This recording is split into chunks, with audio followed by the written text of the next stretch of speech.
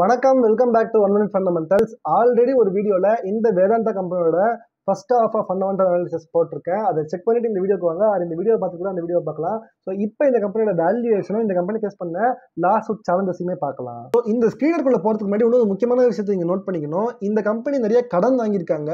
நான் சொன்ன மாதிரி இந்த இண்டஸ்ட்ரியே கடனில் தான் செயல்படுதுங்கிறதுனால கடன் வாங்கியிருக்கிறது தப்பாக சொல்ல முடியாது. பட் இவங்க வாங்கியிருக்க கடன் வந்துட்டு சிங்கப்பூர், UAE அண்ட் அமெரிக்காவில் டாலரில் கடன் வாங்கியிருக்காங்க. இது ரொம்பவே மோசமான ஒரு விஷயம். ஸோ இதுதான் இந்த கம்பெனியோட மேஜர் ப்ராப்ளம்னே சொல்லலாம். ஸோ நீங்கள் எப்போ டாலரில் கடன் வாங்குறீங்களோ உங்களுக்கு இன்கமும் டாலர்ல இருந்தால் நீங்கள் ஈஸியாக ரீபே பண்ணிடலாம். பட் இப்போ டாலரில் நீங்கள் கடன் வாங்கியிருக்கீங்க, இந்தியன் ருப்பி டாலருக்கு நேரம் டிப்ரிஷியேட் ஆகுது. ஸோ நீங்கள் ஒரு $10 கடன் வாங்கியிருக்கீங்கன்னு வச்சுக்கலாம். ஒரு 2 வருஷம் கழிச்சு நீங்கள் அந்த $10 கட்ட முடியாது. அதுக்கு இன்ட்ரெஸ்டோட சேர்த்து $11 கட்டுவீங்க. ஆனால் உங்களுக்கு இன்கம் இந்தியன் ருப்பீஸில் தான் வருதுங்கிறப்ப $50 டாலர் இருக்கிறப்ப நீங்கள் கடன் வாங்கியிருப்பீங்க. இப்போ $80 ருப்பீஸ் போயிடுச்சு. ஸோ நீங்கள் ருப்பியில் கடன் நினைக்க முடியாது, டாலரில் தான் கடன் நினைக்கணுங்கிறப்ப இது வந்து ருப்பி டிப்ரிசியேஷனோடையும் சேர்த்து நீங்கள் எக்ஸ்ட்ரா இன்ட்ரெஸ்ட்டுக்கும் மேலே இன்னொரு இன்ட்ரெஸ்ட் கட்டுற மாதிரி வரும். இது ரொம்பவே டேஞ்சரஸான ஒரு சைன்.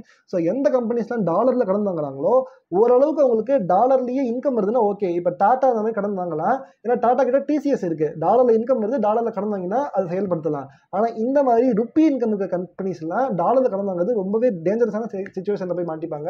அதில் இந்த கம்பெனி மாட்டிட்டு இருக்காங்கன்னே சொல்லலாம். ஸோ இந்த கம்பெனி நிஃப்டியோட ஒரு பார்ட்டாகவே இருந்தாங்க, நிஃப்டி 50 கம்பெனிஸ்ல இருந்தாங்க. பட் லேட்டர் இந்த கடன்னாலேயே இந்த கம்பெனி நிஃப்டிலேருந்து தள்ளப்பட்டு வெளில வந்துட்டாங்க. So dept to equity ratio 2.38 அப்படின்னு சொல்லிட்டு இருக்கு.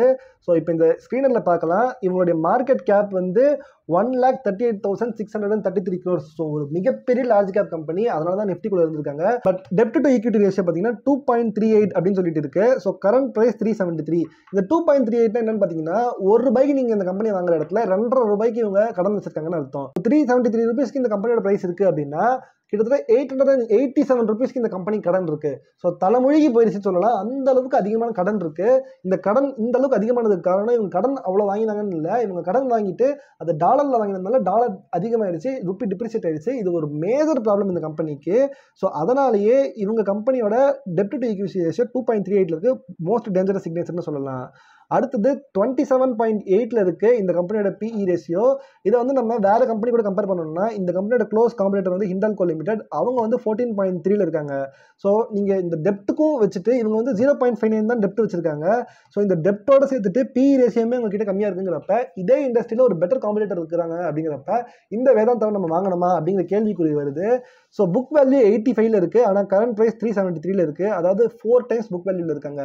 ஸோ நான் ஆல்ரெடி சொல்லியிருந்தேன் இந்த கம்பெனியை நீங்கள் வந்து ஒரு ஹோல்டிங் கம்பெனியாக பார்க்கணும் அப்படின்னு சொல்லிட்டு, ஏன்னா பல சப்ஸ்டிடியூட் கம்பெனிஸே இவங்க வச்சிருக்காங்க. ஸோ ஒரு ஹோல்டிங் கம்பெனிக்கு நீங்கள் புக் வேல்யூ பார்க்க வேண்டிய அவசியத்துக்கு தள்ளப்படுவீங்க. ஸோ ப்ரைஸ் டு புக்குமே 4 மடங்கு இருக்குங்கிறப்ப இது மேபி ஒரு ஓவரால் கம்பெனியும் அப்படிங்கிற ஒரு ஃபீலிங் கொண்டு வருது. பட் இந்த மாதிரியான கம்பெனிஸ்க்கு எக்ஸாக்டான வேல்யூஷன் நம்மளால் அவ்வளோ ஈஸியாக பார்க்க முடியாது. ஏன்னா தனித்தனி ஏகப்பட்ட அன்லிஸ்டட் கம்பெனிஸ் இந்த கம்பெனிக்குள்ள இருக்குங்கிறப்ப கம்ப்ளீட் வேல்யூஷன் பார்க்க முடியாது. ஸோ ஸ்டாக் PE ரேஷியோ வழியாக பார்த்தாலும் கொஞ்சம் வேல்யூஷன் அதிகமாக தான் தெரியுது, அண்ட் புக் வேல்யூ வழியாக பார்த்தோம்னா ரொம்பவே அதிகமாக தெரியுதுன்னு சொல்லலாம். ஸோ ரிட்டர்ன் ஆன் ஈக்விட்டி 20.4% இருக்கு, அண்ட் டிவிடெண்ட் ஈல்டு 27% இருக்கு. ஸோ இந்த டிவிடெண்ட் ஈல்டுக்கு நீங்கள் ரொம்ப நல்ல விஷயமா எதிர்பார்க்க முடியாது. ஏன்னா இந்த கம்பெனியே ஒரு மேஜர் ப்ராப்ளம்ல இருக்கு. ஸோ அந்த கடனை கட்டுறதுக்காக இந்த கம்பெனிக்கு வரக்கூடிய இன்கம் எல்லாத்தையுமே எடுத்து மொத்தமாக கடன் கட்டிட்டு இருக்காங்க. ஸோ அதனால தான் உங்களுக்கு டிவிடெண்ட் வருதுன்னு சொல்லலாம். ஸோ இந்த டிவிடெண்ட் ஈல்டில் மட்டும் ஆசைப்பட்டு இந்த வேதாந்தாக்குள்ள போய் போனீங்கன்னா நீங்கள் மாட்டிக்கிறதுக்கும் சான்சஸ் இருக்கு. ஸோ இந்த கம்பெனியோட சேல்ஸ் பார்த்தீங்கன்னா டிராஸ்டிக்காக வளர்ந்துட்டு வந்திருக்கு.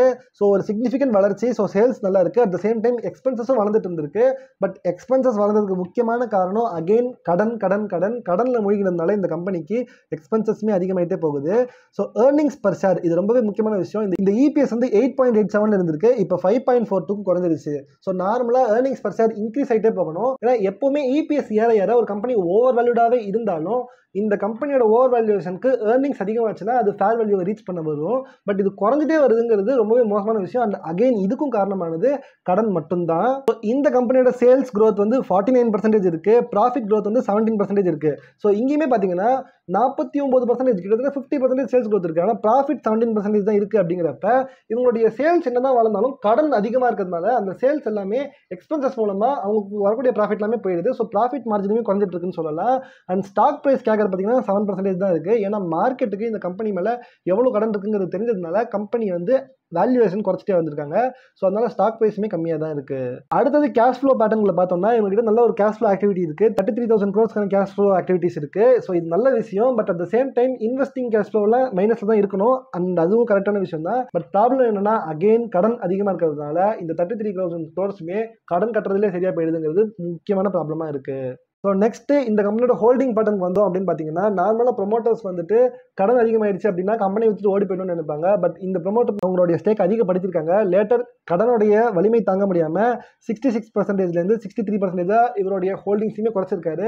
ஸோ ஆப்வியஸாக இது போய் மக்கள் தலையில் தான் விழும். அதுவுமே ஒரு ப்ராப்ளமாக இருக்கு.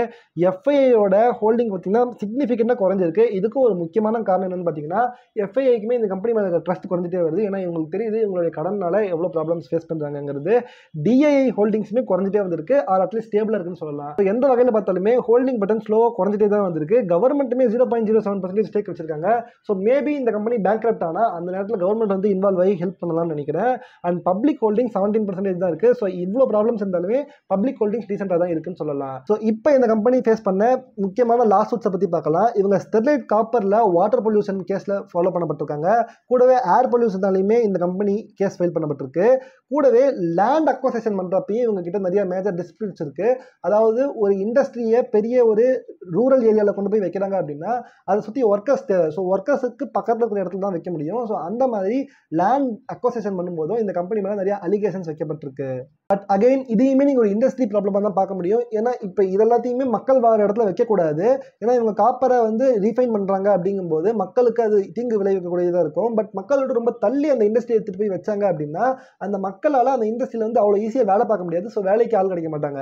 ஸோ ரெண்டுமே காம்ப்ரமைஸ் பண்ணும்போது ஏகப்பட்ட லாசூட்ஸில் இந்த மாதிரி மாட்டிக்க வேண்டிய நிலைமைக்கு இந்த இண்டஸ்ட்ரியில் இருக்கிற கம்பெனிஸ் எல்லாமே தள்ளப்படுறாங்கன்னு சொல்லலாம். இந்த கம்பெனியோட சக்ஸஸே ஸ்ட்ராட்டஜிக் பிளானிங் மூலமாக ஒரு அண்டர் வேல்யூடான கம்பெனியை அக்வயர் பண்ணுறதுலேருந்து தான் இருக்குது. கூடவே இவங்க அதிகமாக இந்தியாவில் தான் ஃபோக்கஸ் பண்ணுறாங்க. ஸோ ஃபாரின் கம்பெனிஸ் எல்லாம் இவங்க டைரெக்டாக அக்வயர் பண்ணல. இந்தியாவில் இருக்கக்கூடிய கம்பெனிஸை தான் ஃபோக்கஸ் பண்ணி அக்வயர் பண்ணிட்டு இருக்காங்க. இந்த கம்பெனி அதிகமான கான்ட்ரவர்சிலையும் லீகல் இஷ்யூஸ்லையும் மாட்டிக்குது. கூடவே டீஃபாரஸ்டேஷன் என்விரான்மெண்டல் இஷ்யூஸ் எல்லாமே மாட்டிக்குது. பட் இதை வந்து நீங்கள் ஒரு இண்டஸ்ட்ரி ப்ராப்ளமாக தான் பார்க்கணும். இந்த கம்பெனியில் ப்ராப்ளமாக பார்க்கக்கூடாது. ஸோ இதெல்லாமே உங்களுக்கு பெரிய ப்ராப்ளமாக தெரிஞ்சிச்சுன்னா இந்த இண்டஸ்ட்ரியில் இருக்கிற எல்லா ஸ்டாக்ஸ்க்குமே இந்த ப்ராப்ளம் இருக்குங்கிறத நீங்கள் தெரிஞ்சுக்கணும். அடுத்ததாக வேஸ்ட் மேனேஜ்மெண்ட் டிஸ்போசல். இதை எவ்வளோக்கு எவ்வளோ குவாலிட்டியாக கொடுக்குறாங்களோ வேஸ்ட் மேனேஜ்மெண்ட் டிஸ்போசல் அந்த அளவுக்கு இந்த கம்பெனிஸ் எல்லாமே டெவலப் ஆகும்னு சொல்லலாம். அட் த சேம் டைம் இந்த கம்பெனி எல்லாமே ஹெவி டெப்ட் டிபெண்டன்ட் அப்படிங்கிறதுனால இந்த கம்பெனி வேஸ்ட் மேனேஜ்மெண்டோட குவாலிட்டியில் கொஞ்சம் காம்ப்ரமைஸ் பண்ணா கூட இந்த கம்பெனிஸ் எல்லாமே இஷ்யூஸ் வரலாம். ஸோ இந்த வேதாந்தா லிமிடெட் பொறுத்த வரைக்கும் இந்தியாவில் ஏகப்பட்ட ஸ்டேட்ஸ்ல இவங்க இருக்காங்க. ஸோ சில ஸ்டேட்ஸ்ல இவங்க நல்ல குவாலிட்டியான வேஸ்ட் மேனேஜ்மெண்ட் சிஸ்டம் வச்சிருக்காங்க. சில ஸ்டேட்ல அந்த வேஸ்ட் மேனேஜ்மெண்ட் சிஸ்டம் ஃபெயிலியர் ஆனதுனாலேயே இவங்க வந்துட்டு ஒரு ப்ராப்ளம்ல சிக்கிருக்காங்க. ஸோ இது ஆக்சுவலாக ஒரு நெகட்டிவ் பாயிண்டா தான் எடுத்துக்கலாம். ஸோ இவங்களுடைய ஃபியூச்சர் எக்ஸ்பேன்ஷன் பிளான் என்னன்னு பார்த்தீங்கன்னா இவங்க வந்து ஒரு கம்பெனி தான் இருக்குது இப்போ ஸ்டாக் மார்க்கெட்டில் லிஸ்டடாக. இதை வந்து 6 கம்பெனியாக ஸ்பிட் பண்ணி 6 வெவ்வேறு கம்பெனிஸாக லிஸ்ட் பண்ணணும்னு நினைக்கிறாங்க. இதுக்கு ரீசன் என்ன சொல்கிறாங்கன்னு பார்த்தீங்கன்னா இந்த ஸ்டாக்கோட ஒரிஜினல் வேல்யூவை இன்க்ரீஸ் பண்ணுறதுக்காகன்னு சொல்கிறாங்க.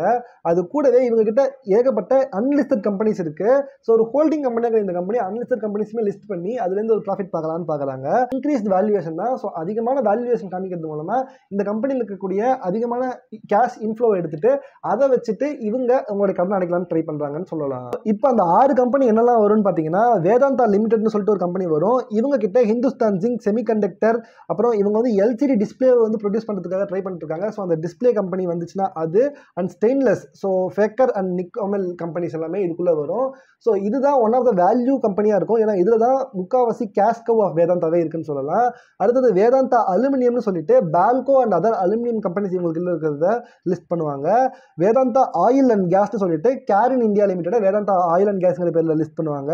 வேதாந்தா பேஸ் மெட்டல் அப்படிங்கிற பேரில் இந்த காப்பரும் ஜிங்க் இன்டர்நேஷனலும் வரும். ஸோ இது ரெண்டுமே முக்கியமாக இந்த ஸ்டெர்லைட் இண்டஸ்ட்ரியை தான் வேதாந்தா பேஸ் மெட்டல்னு சொல்லிட்டு லிஸ்ட் பண்ணுறாங்க. இந்த ஜிங்க் இன்டர்நேஷனல்ங்கிறது ஏகப்பட்ட ஃபாரின் கண்ட்ரீஸ்லையும் இருக்குது. அதையுமே சேர்த்து இவங்க லிஸ்ட் பண்ணுவாங்க. And Vedanta steel and ferrous லிமிடெட்னு சொல்லிட்டு நான் சொன்ன Sesa Goa iron ore industry and electro steel industry எல்லாமே ஒன்றா சேர்த்து செய்வாங்க. இந்த எலக்ட்ரோ ஸ்டீல் அப்படிங்கிறது ஒரு மோட்டார் அண்ட் ஹெவி எக்யூப்மெண்ட்லாம் பண்ணுறதுக்கு தேவையான ஸ்டீல். ஸோ இதுவுமே ஒன் ஆஃப் த வேல்யூபிள் செக்மெண்ட்னே சொல்லலாம். அடுத்தது வேதாந்தா பவர்னு சொல்லிட்டு ஒரு கம்பெனி லிஸ்ட் பண்ண போறாங்க. இதுல பஞ்சாப்ல இருக்கக்கூடிய பவர் பிளான்ட், ஒடிசால இருக்கக்கூடிய power plant, Meenakshi power plant எல்லாமே வரப்போகுது. ஸோ இதுவுமே இந்த கம்பெனியோட ஒன் ஆஃப் த சப்சிடரி கம்பெனியா இப்போ இருக்கு. எல்லாத்தையுமே தனித்தனி லிஸ்ட் பண்ண போறாங்கன்னு சொல்லலாம். ஸோ இந்த லிஸ்டிங் நடக்கிறதுக்கு நியர்லி 1 இயர் வரைக்கும் டைம் எடுக்கலாம். ஸோ கன்க்ளூசிவா இந்த கம்பெனியை நான் இப்பயும் வாங்க போறது இல்லை. அதுக்கு முக்கியமான காரணம் இந்த கம்பெனியில் இருக்கிற டெப்ட். பட் நான் நினைச்ச அளவுக்கு இந்த ப்ரொமோட்டர் கம்பெனியா மோசம் இல்லை. அது அந்த இண்டஸ்ட்ரியில இருக்கக்கூடிய ப்ராப்ளம். ஸோ எனிவேஸ் இது ஒரு குட் கம்பெனி. பட் டெப்ட்னால பெருசாக மேஜராக பாதிக்கப்பட்ட கேள்விப்பட்டிருக்காங்க. இந்த ஸ்டாக் ஆக்சுவலாக யாருக்குமே செட் ஆகாது. இந்த ஸ்டாக் வாங்குறதுக்கு இந்த கம்பெனிக்கு கடன் கொடுத்த கம்பெனியை நீங்கள் வாங்கி வச்சிங்க அப்படின்னா உங்களுக்கு ப்ராஃபிட் வரதுக்கான சான்சஸ் அதிகமாக இருக்குது. ஸோ அந்த வகையில் இதில் ப்ராப்ளம் இருந்தாலும் இந்த கம்பெனிக்குன்னு சில ஃபியூச்சர் இருக்குது. மேபி இந்த கம்பெனி 1:6 ரேஷியோவில் ஸ்ப்ளிட் ஆகி அந்த நேரத்தில் இவங்க கடன்லாம் ஒழுங்காக அடைச்சி அதுக்கப்புறமா அவங்க டெவலப் ஆனாங்க அப்படின்னா இந்த கம்பெனிக்கு ஒரு ஃபியூச்சர் இருக்குது. ஸோ அது மூலமாக இந்த கம்பெனி டெவலப் ஆகலாம். ஸோ இது வந்து ஒரு 60% நோ, ஒரு 40% எஸ்ங்கிற மாதிரி எனக்கு ஃபீல் ஆகுது. ஸோ நான் எப்போவுமே ஒரு 80 to 90% எஸ்ங்கிற கம்பெனியோட ஃபீலிங் இருக்கும்போது தான் நான் ஒரு செக்யூர் இன்வெஸ்டர் அது மாதிரி தான் நான் வாங்குவேன். ஸோ இந்த ஸ்டாக்கை நான் வாங்க போகிறது கிடையாது.